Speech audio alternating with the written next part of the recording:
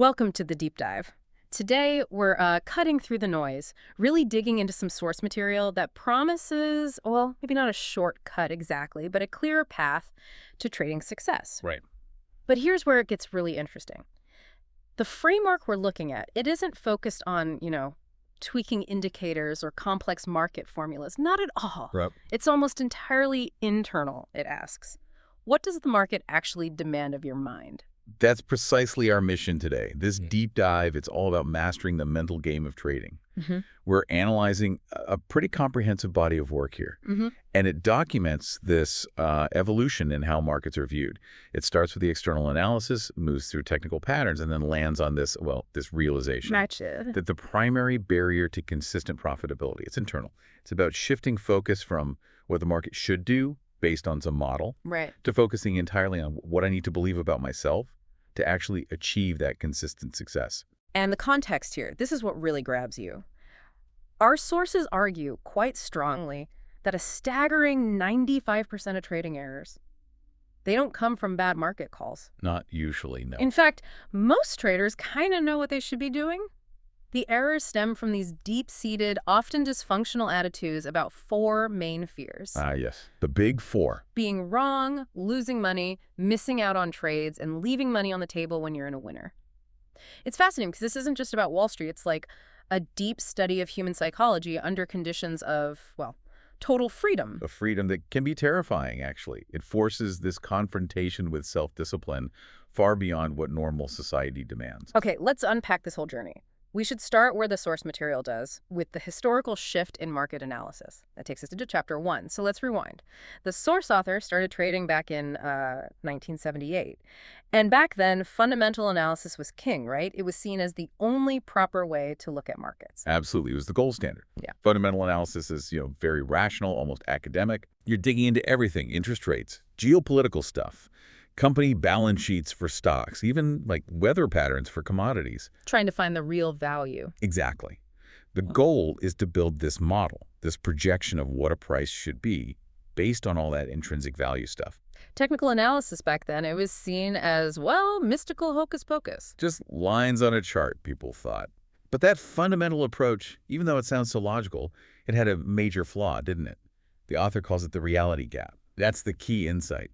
The fatal flaw was omitting the most unpredictable variable of all. Other traders, other human beings. Right. The models assumed rationality. They did. But the reality gap is that huge space between what the model says should happen and what prices are actually doing. Prices move because of the collective beliefs and expectations, often highly emotional beliefs of millions of traders, not because of some neat formula. And the sources really hammer home how messy that human factor is. You think about the old floor That's right. traders, Yep. the ones shouting in the pits. A lot of them were running on pure gut instinct, rumors, raw emotion. They probably couldn't have explained the complex fundamentals if you asked them. Not a chance for many of them. And that meant fundamental analysts, even if they were ultimately right about where the price should end up, they could get completely wiped out by short-term emotional volatility. So you might be holding a stock, as undervalued. Right, fundamentally sound. But if enough panicked traders push the price down, your margin call comes long before the market agrees with your brilliant analysis. Exactly. Fundamental analysis often failed in practice because it just didn't have a way to account for, let alone exploit, that volatility driven by human psychology. Yeah. It created this painful gap. And that failure, that gap, paved the way for the second wave. The rise of technical analysis really starting to gain traction from the late 70s onwards. What was the big idea there? It was fundamentally a psychological insight, not an economic one. Technical analysts realized that while specific outcomes are uncertain, the traders themselves, well, there's a finite number of them, and their decision-making, especially under pressure, it's surprisingly repeatable. So human behavior creates patterns. Creates predictable patterns, exactly. And technical analysis aimed to identify and exploit those patterns. It effectively closed that reality gap by ditching the focus on theoretical value and focusing purely on price action. What is the market doing right now compared to what it's done in the past? That makes it inherently more practical, doesn't it? Absolutely. From an opportunity perspective, it was seen as superior. It recognized that the market spits out this almost unlimited stream of opportunities because these human behavioral patterns, they repeat on every single time frame. moment to moment, daily, weekly, yearly. Wow. For a skilled technical analyst, the market suddenly looked like this endless stream of opportunities to enrich oneself. Okay, but this is where the story takes that sharp turn into psychology, right? Because if technical analysis unlocks all these opportunities, why are so many technically brilliant traders, people who can call the market's direction consistently, still frustrated? Why aren't their accounts growing steadily? That frustration, that's the psychological gap. It's the chasm between knowing the opportunities are there, being great at reading charts, and actually consistently, mechanically turning that knowledge into profit. So the analysis is spot on. Often, yes, perfect analysis. Oh. But then the trader hesitates on the entry, or they jump out too soon, or they hold a loser way too long hoping it turns around, or they take angry revenge trades after a loss. The execution is flawed, driven by emotion, not the system. The source uses this really striking analogy. Consistent success is like going to the moon. Yeah, I love that analogy. It highlights the difficulty perfectly. How so? Well, think about it. Earth and the moon, they're in the same system, visible to each other. Success looks achievable from here, but they're fundamentally different environments requiring a massive shift to actually get there. Okay. Anyone can place a trade, just like anyone can look at the moon. But only a tiny handful, the truly consistent winners, have actually made that journey, achieved that separation. Most traders get close, they see success seemingly within reach. And then something pulls them back, a big drawdown. Exactly. Usually driven by fear or euphoria, they get pulled back to their psychological earth. The forces resisting the journey are immense, and they're mostly internal. So if technical analysis provides the map, the flight plan, what actually defines those astronauts, the consistent winners who make the landing? They've developed a unique mindset. It's not about more analysis, it's a specific set of functional attitudes. These attitudes allow them to stay disciplined, focused, and crucially confident, even when facing uncertainty and inevitable losses. They're no longer susceptible to those 4 primary fears we mentioned. They've neutralized them, essentially. This is the realm of mental analysis, the final frontier. And the source material is pretty blunt about the pain involved in getting there. Why is this learning curve often so brutal, emotionally and financially? Because so many principles that work well in everyday life are actually counterproductive in trading. Society rewards being right, seeking certainty, avoiding failure at all costs. The market, however, punishes those attitudes mercilessly. It's a realm of constant uncertainty, probability, and randomness. You essentially have to unlearn a lifetime of social conditioning. And that unlearning process. It involves confronting really deep, often painful, fear-based beliefs about yourself, about money, about failure. It's tough work. Okay, so analysis gets you to the launch pad, maybe even into orbit. But the mindset, that's the actual rocket fuel needed to break free. And getting that fuel involves resolving some intense internal conflicts. Let's dig into that pain, starting with Chapter 3, which is all about taking responsibility and confronting risk. Responsibility. This is like the absolute foundation, according to our source. If a trader can't operate without fear, and that means even subtle anxiety or discomfort when putting on or managing a trade, then they haven't truly accepted the inherent risks involved. And trying to dodge the unavoidable, like the risk of losing or being wrong, that just backfires. Immediately and disastrously, it leads directly to errors. It's powerful how the source describes the markets themselves as just neutral. Completely neutral. The market just moves. It generates information, upticks, downticks, patterns form. That's all it does. Yeah. The error isn't in the market. It's entirely in the trader's response to that neutral information. Like hesitating on a perfect setup because you just had a loss. Classic example. Or rationalizing a losing trade. Oh, we'll come back. Instead of just cutting it according to your plan. Or moving your stop loss further away. Coping. Yes. Moving the stop just gives the market a bigger target, only to get stopped out anyway for a much larger loss. And the market didn't force that. The trader did it, driven by a faulty trading attitude, usually the fear of being wrong or the fear actually booking the loss. And this right here is the great dividing line, isn't it? It's not about being smarter. It's about having the right attitude. Absolutely. The best traders, the consistent ones, they've cultivated attitudes that give them incredible mental flexibility. They can enter and exit trades smoothly without being haunted by the last trade's outcome. They flow with it. They flow. And this flexibility prevents recklessness, but it also crucially eliminates that fear-based hesitation. They aren't afraid because they've already accepted the risk before they even enter the trade. While Everyone else, the vast majority, they're just swinging back and forth. Paralyzing fear after a loss, then reckless euphoria, maybe overtrading, After a win, it's a cycle. Let's break down how those fears work. Take the fear of being wrong. How does that specific fear sabotage a trader? Okay, so if deep down you equate being wrong with emotional pain, or maybe even see it as a reflection on your intelligence or self-worth, Yeah. your mind will literally start filtering information to protect you from feeling that pain. As soon as a trade moves against you, the rationalization engine kicks into high gear. You start looking for any tiny reason to justify staying in. Exactly. You'll seize on any crumb of data that supports your original idea, while conveniently ignoring the mountain of evidence telling you to get out. Your perception narrows dramatically. Is the result. The inevitable result is turning what could have been a small, manageable loss part of the game into a huge account-damaging loss, all because you couldn't handle the emotional discomfort of just admitting, okay, I was wrong on this one. Wow, that sounds exhausting, just constantly fighting reality like that. Okay, let's shift to this unique aspect of trading, the environment itself. This idea of unlimited freedom being both a gift and potentially a curse. It's a huge part of the attraction, isn't it? Trading offers this incredible, almost unparalleled freedom of creative expression. In most of life, we have bosses, rules, procedures, deadlines, structures everywhere. In trading, you make virtually all the rules: when to trade, what to trade, how much to risk, when to stop. The source mentions this mind-boggling number like 8 billion possible combinations just mixing bond futures, options, and cash positions. It's wide open. Limitless possibilities. But here's the paradox. That same limitless freedom often leads directly to failure. Why?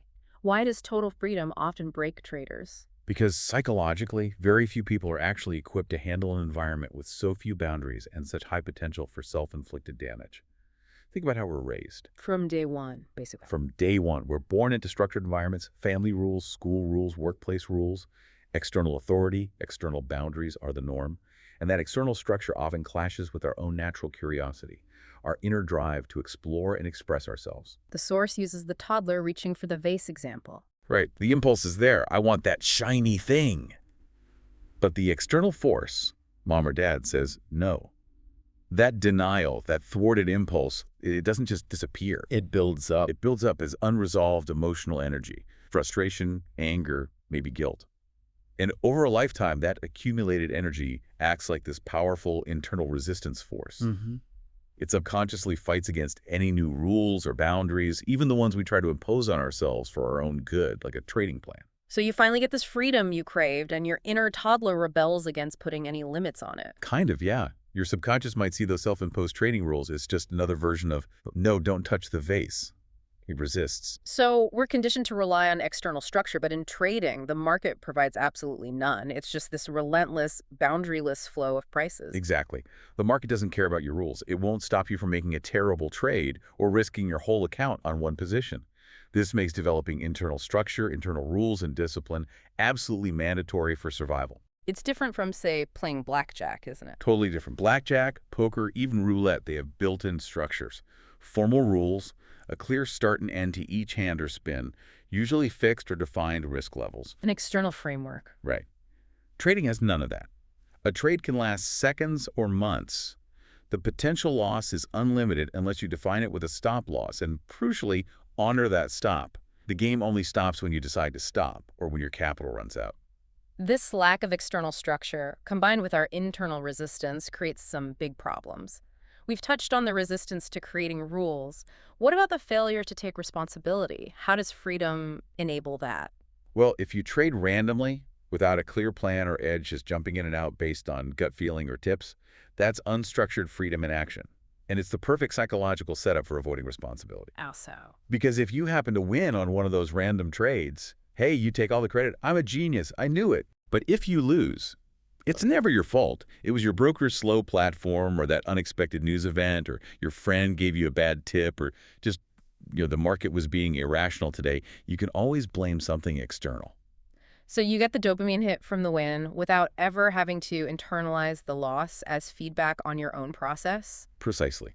It keeps that emotional avoidance mechanism fully intact.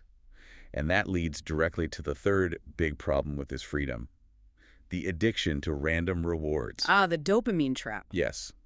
Decades of research going way back show that random, unpredictable rewards are far, far more addictive than consistent, predictable ones. Think slot machines versus a steady paycheck. Right, the anticipation, the possibility. The surprise element triggers a much bigger flood of those feel-good chemicals like dopamine. And taking random, unplanned trades, that offers the potential for those surprise euphoric wins. Which feels great in the moment. Feels amazing. But it reinforces the very behavior random, unstructured trading that guarantees long-term failure. It creates this massive internal resistance to adopting the boring, disciplined, rule-based approach that actually leads to consistency. Why follow dull rules when you might hit the jackpot on the next random trade? Wow. So the market, by its very nature, forces us to become masters of internal control, which is the complete opposite of how we're conditioned to operate in society, where we often look for external control or ways to influence the external environment.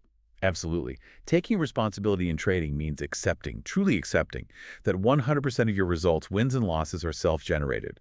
They come from your perception, your decision, your action, or inaction. There's no one else to blame. It's the only way to break that victim cycle and actually start learning. It's clear the solution isn't finding a better indicator. It's about rewiring how we perceive and process information.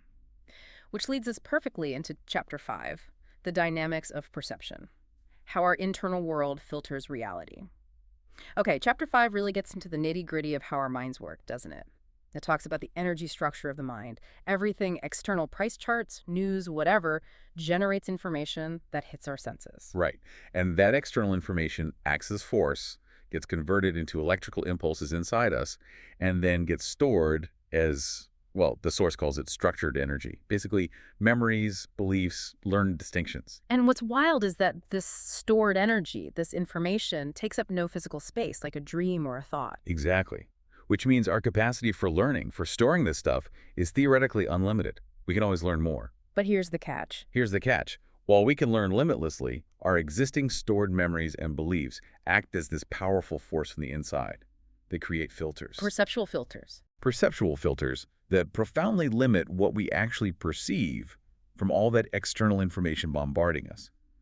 Our beliefs literally make much of the available information invisible. We just don't see it if it doesn't fit our internal map. Pretty much. Think back to the first time you ever saw a complex trading chart. What did you see? Just lines. Yeah. Chaos. Confusion. Right. Undifferentiated squiggles. Now, after learning some technical analysis, you look at the same chart and you see trends, support levels, resistance, maybe specific patterns like head and shoulders or flags. You've learned the distinctions. You've acquired those distinctions. They're now part of your internal structured energy. But here's the crucial part. Any pattern, any distinction, any potential edge that you haven't learned yet, or more importantly, any information that conflicts with a belief you already hold strongly, it remains invisible. You literally cannot perceive what your internal structure isn't prepared to see. Wow. And the mind is wired to make these connections automatically, right? Instantly linking new information to old memories, including the emotional charge. Yes, automatic and instantaneous association. This is the absolute core mechanism driving fear and destroying objectivity in trading. The source uses that biting dog example. It's really powerful. It is. Let's walk through it because it's so key. A young child gets bitten by a dog. It's a moment of intense pain, shock, and fear. That memory gets stored, obviously, but it's stored with a massive negative emotional charge attached to it. Fear, pain. Got it. Okay, later on, maybe weeks or months later, the child sees a completely different dog. This dog might be friendly, wagging its tail, totally non-threatening. But the child's mind doesn't see that. The child's mind doesn't stop to rationally analyze the new situation. It automatically, instantaneously links the characteristics of the new dog furry, 4 legs, tail to the stored memory of the biting dog, including the intense negative emotional charge. And the child feels terror, even though this dog is harmless. Real, genuine terror. And here's the absolute key.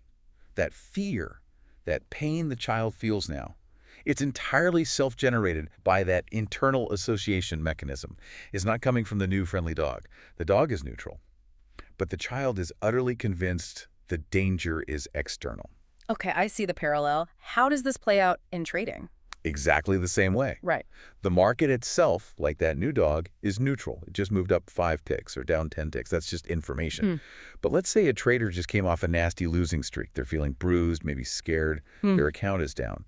That pain, that fear, is stored with a negative charge. Okay. Then the market presents a perfect, textbook trade setup according to their tested system. A high probability opportunity. Objectively, it's a good signal. But their mind. Their mind instantly, automatically links the characteristics of this new setup. Maybe it looks similar to one of the recent losers, to the stored pain of those recent losses. And boom, fear takes over, even though the signal is good. Fear floods their system. The consequence, hesitation, overanalyzing. Maybe they see this signal but think, oh, this one feels too risky, even though it perfectly matches their rules. They second guess. And they miss the trade. They miss the trade. And then often they watch in agony as it moves exactly as their system predicted without them on board. The pain of missing out is immense, but crucially, it was self-generated. Their mind, trying to protect them from the potential pain of another loss, actually guaranteed a painful outcome, the pain of regret and missed opportunity. The fear wasn't in the signal, it was in the association. So to achieve consistency, the goal has to be achieving radical objectivity, training the mind to decouple the present moment, the current signal, from the emotional baggage of past trades. That's the holy grail, essentially. The consistent professional trader has worked hard to cultivate this core functional belief. Anything can happen. Anything can happen. How does that specific belief help? It's incredibly powerful, because if you truly believe, deep down, that anything can happen on any given trade, that the outcome is fundamentally uncertain moment to moment, it prevents your mind from making those rigid automatic associations with past outcomes.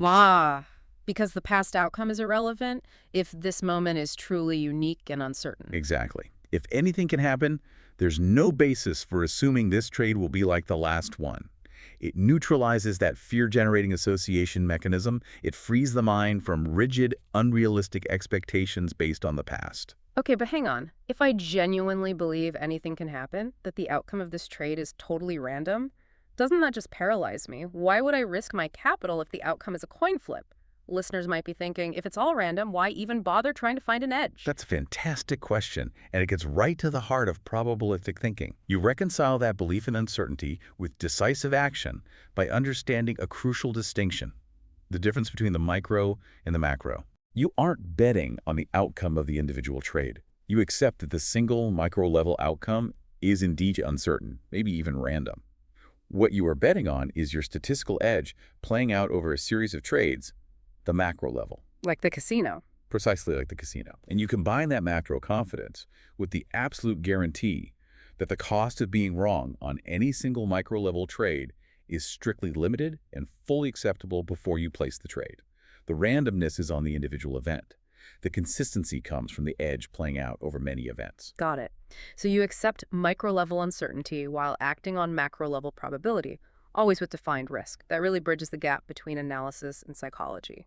We're moving from trying to predict the next tick to managing probabilities. Let's dive fully into that framework now with Chapter 7, Thinking in Probabilities. Right. So we land back at that core paradox. How do you get consistent, predictable results when each individual event, each trade has an uncertain, potentially random outcome? And the answer, as you said, lies in thinking like a casino, focusing on the statistical edge over a large sample set. The casino model is perfect, isn't it? They invest millions in fancy buildings and tables, not because they know where the little ball will land next. Not at all. They have zero idea about the next spin. But because they have absolute, unwavering faith in the mathematics of probability working out over time. Exactly. The casino paradigm is fundamental here. Think about blackjack or roulette. At the micro level, each individual hand dealt, each spin of the wheel, the outcome is statistically independent and effectively random from the casino's perspective. They can't predict it. But the casino knows with mathematical certainty that over the macro level, thousands and thousands of hands, thousands of spins, the small statistical edge they have built into the game's rules will inevitably emerge.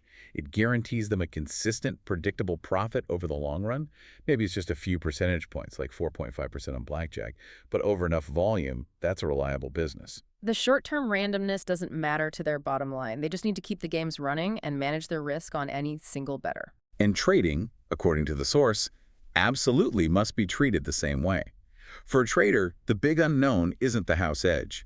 It's the collective actions of every other trader in the world who might decide to buy or sell in the next microsecond. Impossible to predict. Completely impossible to know how millions of independent actors will behave moment to moment. Therefore, the outcome of any single trade has to be treated as uncertain, independent, and effectively random from your perspective. Truly accepting this deep uncertainty is the psychological key that unlocks consistency.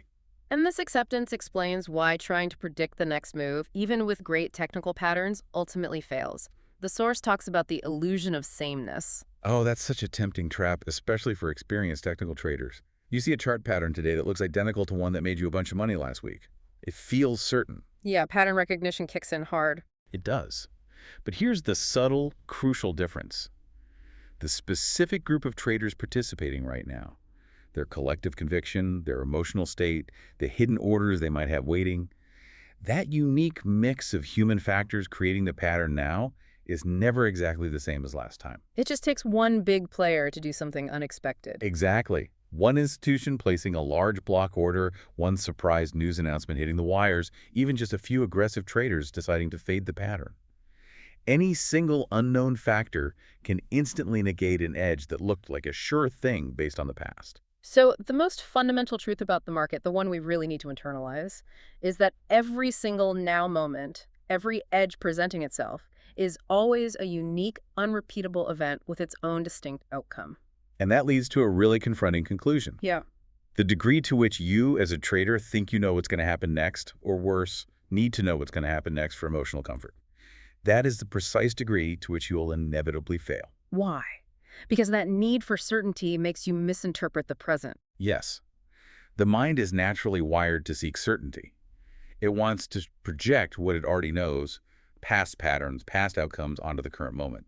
But doing that filters out the essential uniqueness of this now moment. Successful trading requires consciously overriding that hardwiring. It requires embracing the unknown. Okay. To achieve that, to manage expectations and stay objective, the source lays out 5 fundamental truths about the market. These are meant to become core operating beliefs. Let's walk through them. All right. Number one, the big one we've been discussing. Anything can happen. Truly anything. There are always unknown forces. Could be just one big trader that can blow up even the most perfect-looking setup. What's the practical impact of really believing that? If you genuinely, deeply believe that anything can happen at any moment, what's the first thing you're absolutely going to do on every single trade, without fail? Define your risk. Put in a stop loss. Exactly. You will predefine your maximum acceptable loss precisely, and you will never, ever hesitate to take that loss if the market hits your point. Why? Because not doing so, given the belief that a catastrophic surprise is always possible, would be completely irrational. Believing anything can happen automatically installs ironclad risk management. It disarms the fear of the unknown by building the unknown into your plan. Okay, makes sense. Truth number 2, you don't need to know what is going to happen next in order to make money. This one is so liberating. It fundamentally reframes trading.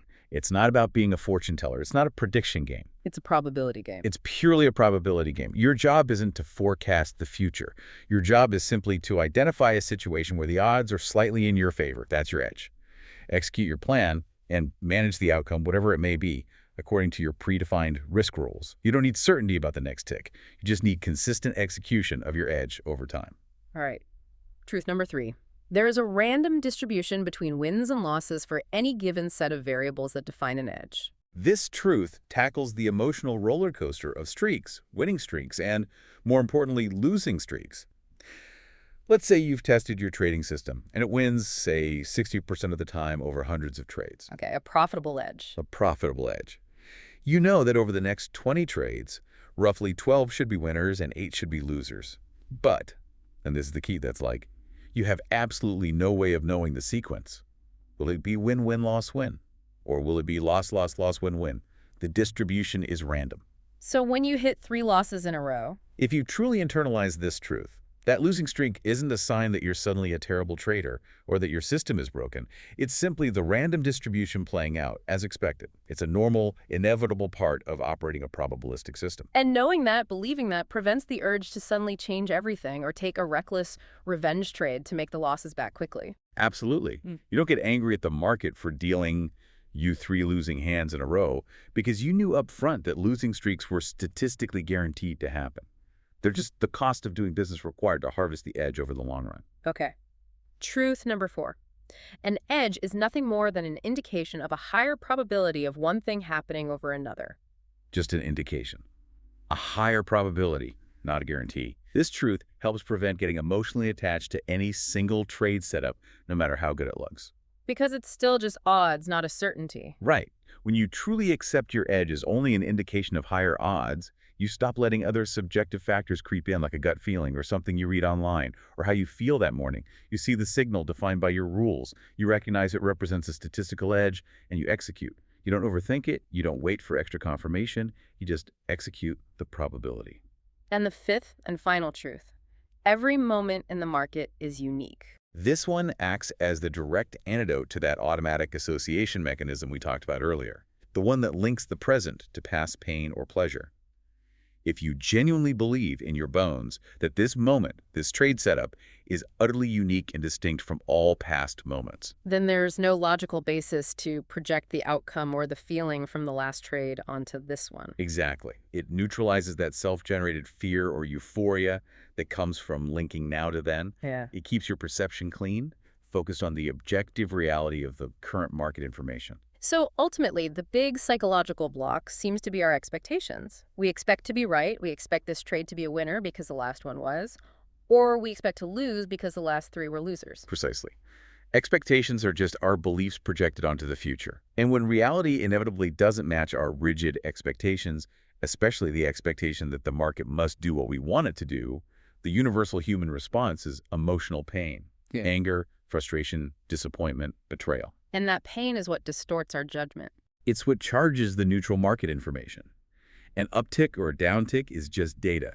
It only feels good or bad, threatening or promising, when it either aligns with or clashes against our internal expectation. The goal, then, is that state of complete objectivity. Like the source says, observe a market you're not trading. You see the patterns clearly because you have nothing at stake, no expectations. Right. The information is neutral because your ego and your account balance aren't tied to the outcome. The million-dollar question is how to replicate that effortless, neutral state when you are trading, when your money and your sense of self-worth feel like they're on the line. Which brings us back to the core challenge. These 5 truths make perfect intellectual sense, but how do we transform them from ideas we understand into functional core beliefs, beliefs that actually have enough power, enough energy to override all that ingrained conditioning and subconscious resistance? How do we win that internal battle? Chapter 10 digs into the nature of belief itself. Okay, Chapter 10 gets pretty deep into consciousness, defining beliefs not just as ideas, but as actual, structured, conscious energy. That's the concept, yes. Beliefs aren't passive, they're active forms of energy. And like any energy structure, they tend to resist change. They want to perpetuate themselves. Is that why we instinctively seek out information that confirms what we already believe? And why we feel uncomfortable, even attacked, when confronted with opposing views? Exactly. The belief structure acts like a self-protecting, self-affirming identity. It actively seeks expression and resists anything that threatens its existence. And the source makes a crucial point based on physics, really. Right. You can't just destroy a belief. Right. It aligns with the law of energy conservation. Energy can't be destroyed, only transformed. You can't just will a deeply held belief, especially a fear-based one, out of existence by suppressing it or telling yourself it's wrong. So what do? You have to consciously, deliberately draw the energy out of the old, unhelpful concept and transfer that same energy into a new, more functional, more empowering concept. If you just try to squash the old belief, the energy remains trapped, active, just waiting for a moment of stress or weakness to reassert itself. The Santa Claus analogy helps make this concrete. It does. As a kid, the belief Santa exists is charged with incredible positive energy, excitement, joy, anticipation. It drives behavior, like writing letters and leaving out cookies. Right. As an adult, you probably still have the concept of Santa stored in your mind, but it's inactive.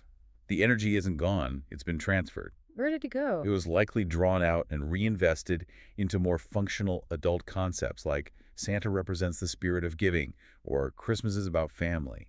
The original concept is still there, maybe as a fond memory, but the compelling power, the emotional charge that drove behavior has been redirected. So the trader's task is to apply that same energy transformation process to their fear-based trading beliefs, like losing money means I'm a failure. Precisely.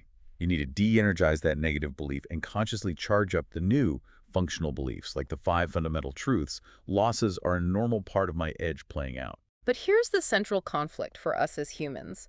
Our consciousness lets us imagine wonderful things like achieving consistent trading success and financial freedom. We can dream big. But those very desires often clash directly with these powerful, active, often subconscious beliefs we picked up years ago. That's the core dilemma. Let's take a trader. Intellectually, they know they need to cut losses quickly. They understand trading is probabilistic. That's the new awareness. Okay. But deep down, maybe they hold a powerful, active belief drilled into them since childhood. I must always be right, or making mistakes is shameful. That's the old negative belief. These two beliefs are in direct conflict. And they both demand expression. They demand expression, creating this intense internal energy war. It's like having two powerful magnets with opposing poles trying to occupy the same space right when you need to make a trading decision. And the source points out it takes more energy to actually act, to click the mouse, to place the order, to cut the loss, than it does to just sit there thinking or observing. That's a key insight. Action requires overcoming inertia. So if the conflicting negative belief, the fear of being wrong, the fear of loss carries more active emotional energy than the new positive belief in probabilities, Then negative belief wins. the stronger energy wins. The conflict either paralyzes the trader, they freeze, unable to act, or worse, it actively pushes them towards self-sabotaging behavior that confirms the negative belief, like holding the loser until it blows up. Inconsistency is the guaranteed outcome of unresolved internal conflict. This internal conflict often plays out as subconscious self-sabotage, doesn't it? The source calls it hitting the negative zone. Yeah, it's a really common pattern. Many people, through childhood experiences or societal messages, acquire these deeply buried self-sabotaging beliefs about money or success. Things like, I don't deserve to be wealthy, or money is the root of all evil, or rich people are greedy. And because these operate subconsciously, the trader isn't even aware they're driving the bus. Exactly. They act like this invisible psychological glass ceiling. The trader might be getting really good at their analysis, their execution improves for a while, their equity curve starts climbing nicely, Figures are looking up. things are looking up, they hit a new equity high, maybe $50,000 or whatever their number is, and then bam, the subconscious self-saboteur wakes up. Whoa, this is too much success, this isn't safe, this doesn't fit my identity. And suddenly, a string of bad trades happens. Suddenly they experience a series of completely uncharacteristic, fear-driven, or reckless trades. Massive drawdown ensues, pulling their account right back down to a level that feels more familiar, more safe to their subconscious, maybe back to $30,000. And they blame the market or bad luck. Of course. They rarely see the internal cause.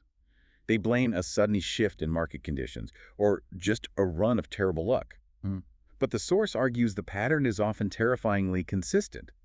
They sabotage themselves right around the same psychological or financial threshold again and again. It's that internal conflict, the conscious desire for unlimited success, battling the subconscious belief that they aren't worthy or capable of handling it. So if a trader is stuck in this cycle, unaware of these subconscious beliefs, they're basically doomed to repeat it forever. Pretty much, until they gain awareness. The absolute key to making the transition to consistent winning is to bring these self-sabotaging beliefs into conscious awareness and then actively deactivate them. You have to identify the specific belief fueling the sabotage, making money easily feels wrong. If I succeed, others will be jealous, whatever it is, and systematically starve it of energy while feeding the 5 truths. So the goal isn't just understanding the 5 truths intellectually, it's making them functional beliefs, giving them enough energy to overpower those old emotional saboteurs and actually compel disciplined action. That's the mission. And it requires a very specific, structured training process. Which brings us finally to Chapter 11, the practical application. The mechanical stage. Okay, the mechanical stage. This isn't just theory. It's the practical hands-on work required to bridge the gap between knowing what to do and actually being the kind of trader who does it consistently. So its purpose is purely psychological. Explicitly psychological, yes. It's designed specifically to build the core mental skills. Genuine trust in your statistical edge, unwavering confidence in your ability to execute, and most importantly, the ability to think functionally in probabilities. The goal is to build these skills to the point where they virtually compel consistent results by eliminating those errors driven by fear, euphoria, or needing external validation. It sounds like we're trying to automate the right mindset through deliberate practice, moving beyond conscious self-discipline, which always feels like a struggle. Exactly. Self-discipline implies you're constantly fighting yourself. The goal here is to reach a state where consistency isn't something you have to force yourself to do. It becomes a natural, effortless expression of who you are as a trader. The principles become integrated into your identity. And where does this process start? What's the first step? It starts with self-observation, but a specific kind. Detached self-observation without harsh self-criticism.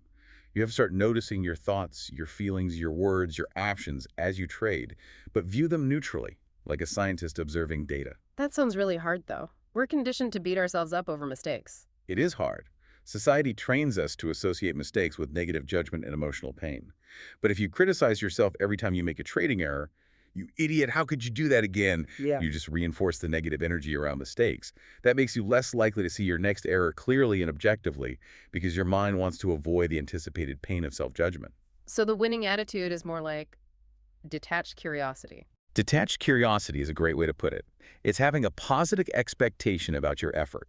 I will follow my plan, combined with a calm acceptance that your results will simply be a perfect reflection of your current skill level and highlight exactly what you still need to learn or practice. Like how elite athletes view performance.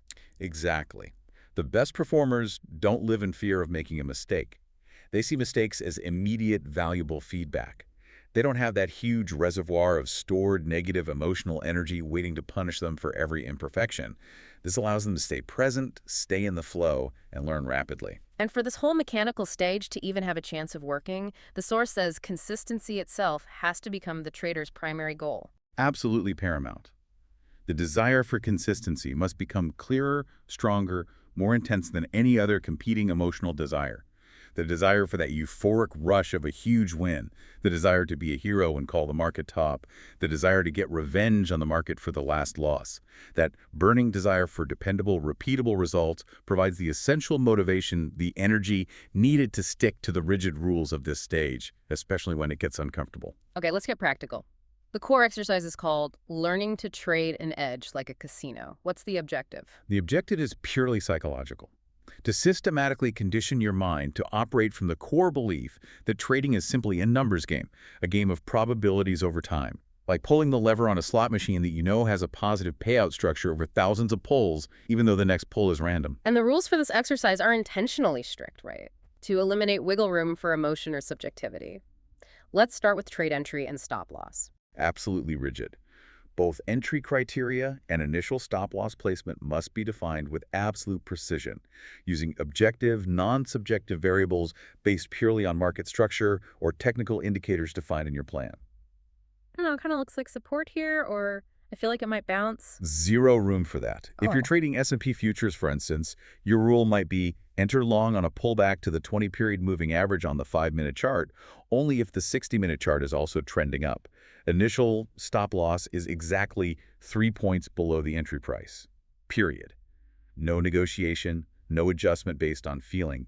This creates the external boundary the market doesn't provide. You also need a defined time frame and maybe filters from higher time frames. Yes, this helps refine the statistical edge.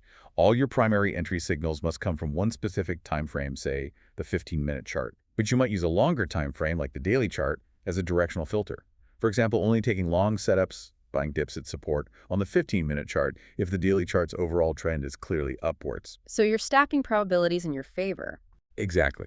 It reinforces the belief that you're not just trading randomly. You're only taking action when the statistical wins are most likely at your back. Now, what about managing winning trades? The source emphasizes systematic profit-taking or scaling out. This sounds crucial for the psychology. It's one of the most powerful psychological tools in the mechanical stage. The underlying issue it addresses is the fear of leaving money on the table. Many traders destroy good trades because they get greedy, trying to squeeze every last tick out of a move, only to watch it reverse and take back all their gains. Or worse. Been there. We've all been there.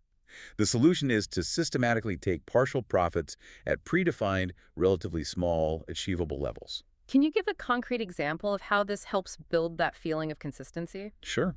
Let's say you're trading treasury bonds, and your initial risk is defined. Your mechanical rule for profit-taking might be, as soon as the trade moves 4 ticks in my favor, I will exit 1/3 of my position. 4 ticks isn't a huge move. It's often easily achievable. Okay, so you bank a small, quick win? You bank a small, quick, consistent win. This does 2 incredibly important things psychologically. First, you've immediately booked a profit, reinforcing the feeling and identity of being a consistent winner, regardless of what the rest of the trade does. Second, you often can move your stop loss on the remaining position to break even, meaning you're now in a risk-free trade, playing with the market's money. Ah, so if the market reverses after that, the emotional sting is gone. Hugely reduced. You don't have that gut-wrenching panic of watching a nice unrealized profit evaporate into a loss because you've already secured some profit. That banked win feeds the belief in consistency. You've achieved the primary goal, locking in consistency, while still allowing the remaining portion of the trade the potential to become a big winner. It directly manages the fear of leaving money on the table by ensuring you always take some money off the table early. That makes a lot of sense. And the final piece, the real crucible of this stage, is the commitment to a minimum sample size of trades, like 20 trades. Yes, typically a minimum of 20 trades for the exercise. This is where the rubber meets the road psychologically. The trader must, before starting the exercise, calculate and fully accept the maximum possible dollar risk if all 20 trades were losers, based on their predefined stop loss. That sounds scary. It is Yeah. scary, but necessary. Yeah. And then comes the hard part. They must commit to taking every single trade signal that their rigidly defined system generates during that 20-trade sample set. No skipping, no second guessing, regardless of whether they just had 4 losses in a row or whether they have a bad feeling about this next one. Wow. That forces a direct collision, doesn't it, between the rational desire for objective consistency and all those old fears and conflicting beliefs screaming inside. That's exactly the point of the exercise. It forces the confrontation. You're standing there, maybe feeling intense fear after 3 straight losses. Your old belief, I can't afford another loss, is screaming. But the mechanical rule says, signal present, execute. And what happens in that moment of conflict? That's where the energy transfer happens. Every single time the trader feels the fear, acknowledges it, but chooses to follow the mechanical rule anyway, while consciously focusing on the 5 fundamental truths, especially distribution is random, this moment is unique. They're literally drawing energy away from the old fear-based belief and transferring it to the new functional belief in probabilities and process. You're rewiring the brain through disciplined action. You are systematically reprogramming your mental software. By repeatedly acting objectively despite feeling fear, you demonstrate to your subconscious, through direct experience, that taking a defined loss isn't catastrophic, that following the process is safe, and that trusting your edge over the series is the only path to the consistency you desire. Eventually, the struggle lessens. The probabilistic mindset starts to feel natural, effortless, becomes part of who you are. That is quite a journey. We've gone from intricate economic models all the way to realizing that lasting success hinges on resolving these deep internal energy conflicts and achieving a state of, well, radical self-awareness and self-mastery. It really confirms, doesn't it, that just having superior market analysis, being a chart wizard, it's never enough on its own for consistent results. Analysis shows you the potential opportunity, but it's your functional belief system, your mental framework, that dictates whether you can actually capitalize on that opportunity, trade after trade, week after week. The real path forward is internal. It's about aligning your mind with the true, probabilistic, uncertain nature of the market. So the big takeaway for you listening, perhaps the most crucial skill isn't finding the perfect entry signal. It's training your mind to be okay with not knowing what's going to happen next. That's huge. When you can genuinely embrace that every single outcome is uncertain, you start to neutralize the power of fear. You free yourself up to just execute your edge and flow with that endless stream of opportunities the market provides, trusting that your statistical advantage will assert itself over the long haul. And maybe here's a final thought to chew on.